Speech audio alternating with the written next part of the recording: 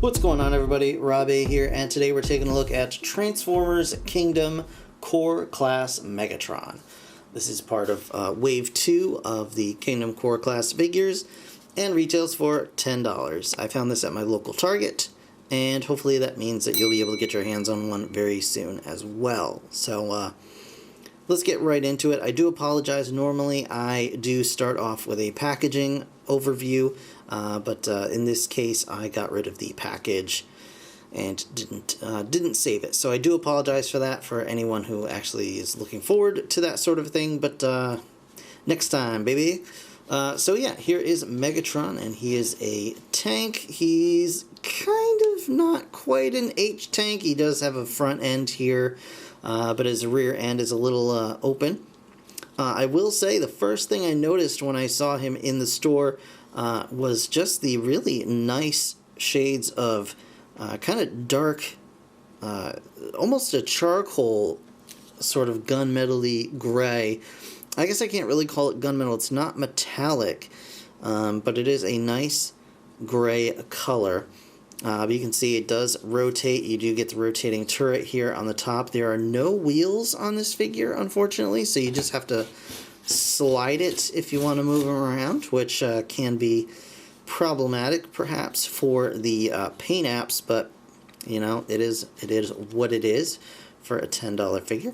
You can raise and lower the turret or the cannon itself, which is kind of weird looking. It's very obviously a handgun just tacked on the end of his blaster.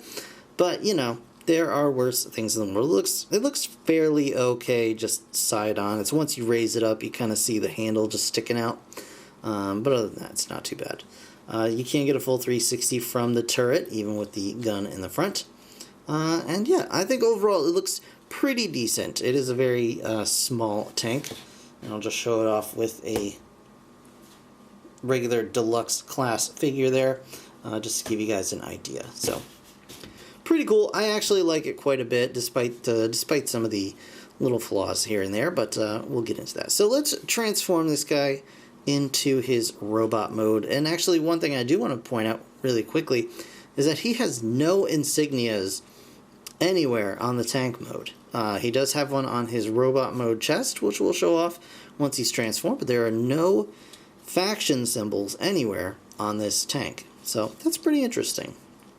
So first thing you want to do for transformation is remove his weapon, and I'll show this off really quickly. It does look like kind of a miniaturized version of a typical Megatron handgun. That's pretty cool.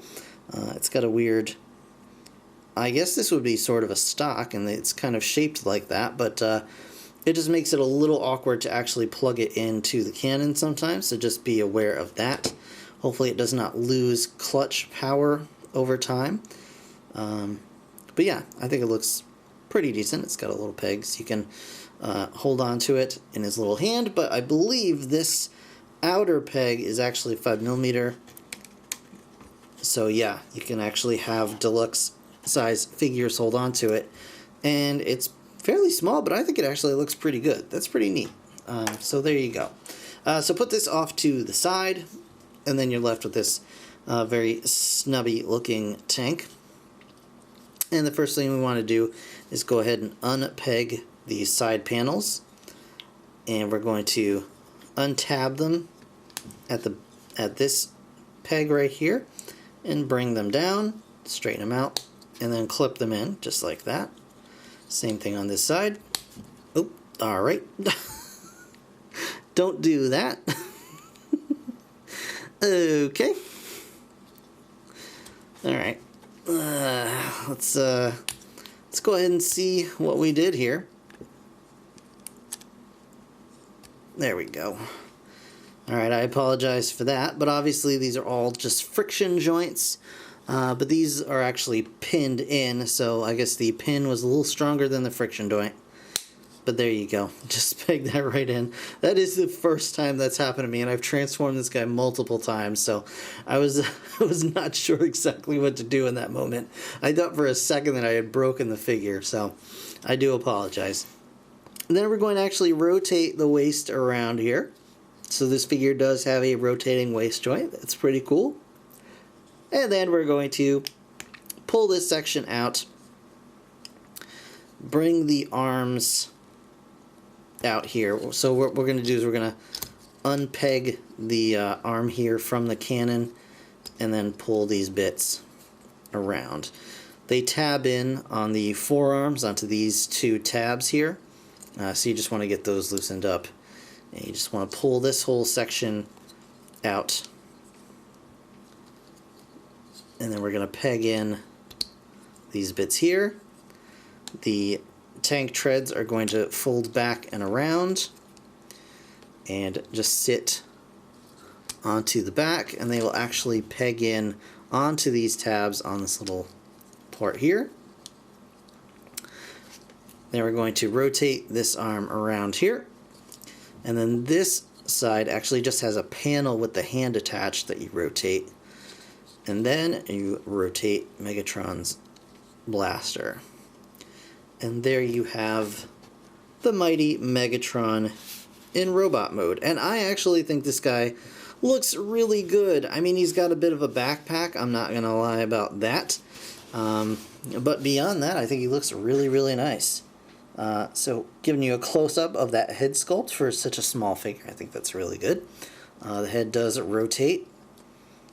For those of you that caught the Starscream video, I didn't mention that Starscream's head rotates, but I did show that it turns around for his transformation, so I do apologize for that. Hopefully you guys figured that out on your own. Anyway, the arms are on ball joints. They can go forward, not really back because of the tank treads, but the elbows can give you 90 degrees, and because it's a ball joint, you get a bicep swivel of sorts as well. Arms out to the side. This one actually has kind of a fist rotation, but really only in one direction, just because this the blaster is attached. It's clipped to the arm, so I suppose you could pry this off if you really wanted to, but I wouldn't mess with it. He does have waist rotation, which is really cool. Hips are ball joints out to the side, 90 degrees, and again the knees are ball joints as well. He's much more posable than Starscream as far as like the cuts of the joints. You get a lot more movement out of them. Now again, his gun can be put back in his blaster if you want to extend that. You can pop it in his hand if you want to, but you can also plug it onto his back. You've got these two posts or two ports here. So you can plug this onto his back to get that classic profile look with the cannon above his shoulder. And I think that looks really, really good. I think this is honestly a really, really nice figure. And I said really, really twice in like the same breath. So I apologize for that. But honestly, it's a very cool figure for 10 bucks. I'm quite pleased with it. I do want to show off again. I know I showed off his face, but just the nice paintwork actually on a figure this size. They even went and gave him the red sides, which really they didn't have to do. But I think it works so well. Very pleased with this figure overall, and I think you will be too. So if you spot him in your local Target store, maybe give it a go. He does have two ports in his legs as well, and those I believe are for the tank mode, so you can arm up the tank also. So just very cool figure. He's got that. It's a little hard to give him a straight-on blaster arm because of his shoulders, but that is a small price to pay. So really, really cool. So that is going to do it for this review, guys. I want to thank you so very much for watching, as always. If you enjoyed the video, please hit that like button. It truly, honestly helps me out to get a little more visibility through the YouTube's algorithm. And of course, subscribe if you want to see more. Hit that notification bell if you want to be notified of any of my new reviews.